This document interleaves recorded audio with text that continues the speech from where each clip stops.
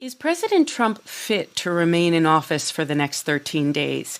He incited a mob yesterday that stormed the U.S. Capitol. Then, in a video, he told that mob, "We love you. Go home."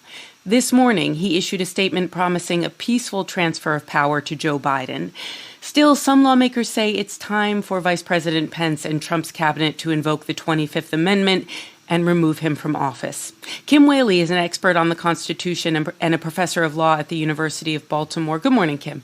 Good morning, Noel. What does the 25th Amendment say exactly? The 25th Amendment identifies what happens, first of all, if the president or vice president is removed or dies in office, and then also has provisions for temporary sort of incapacitation. And then finally, it authorizes the cabinet and the vice president to basically let Congress know they believe that the president is, quote, unable to discharge the powers and duties of office. And in that instance, over the president's will, the vice president would become president of the United States. That's Section 4. Okay. You are the expert here. Do you agree with people saying that Pence should invoke it? You know, I do think in this moment it's absolutely crucial to do something in terms of accountability about what happened yesterday. It's not a big surprise that this violence escalated in this moment. Donald Trump's been stoking it for years. And this isn't just about whether he's fit for office, but whether he's a danger to the American people for his remaining term in office. So I do think that the 25th Amendment should be invoked in this moment to protect American interests and to protect Congress and others from domestic terrorism. That's what really happened yesterday. How would it work, though? I mean, he's only in office for the next 13 days, and everything in government seems to take so long. Is this a fast process?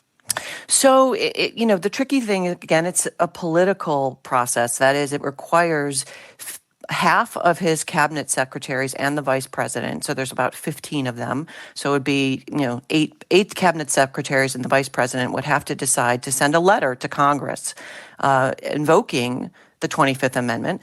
And then in response, the president can say, no, actually, I'm fine. Then the cabinet has 4 days to say, no, you're not fine, and send another letter. And at that point, it triggers a 21-day period for Congress to decide which side is correct. But in that 21-day period, the president would not be president anymore. So he would not be in charge of the military, the entire criminal justice apparatus, and of course the nuclear codes. So there is a swift mechanism to basically take the power away pending Joe Biden's inauguration on the 20th, because the default is he loses power if the cabinet decides, a majority of the cabinet decides that there's a danger right in this moment. That's faster than I would have thought. We have asked you this often over the last 4 years. In the seconds we have left, if there is no accountability, if the president isn't held accountable, what's the precedent that sets? We're going to see elections sort of distorted going forward. Potentially, we'll see these kind of rioting, and we'll see too much power in the presidency and potentially the end of democracy itself in our lifetime. I hate to say it, but I think it's possible. Kim Wehle is a professor of law at the University of Baltimore. Kim, thanks for your time. Thank you, Noel.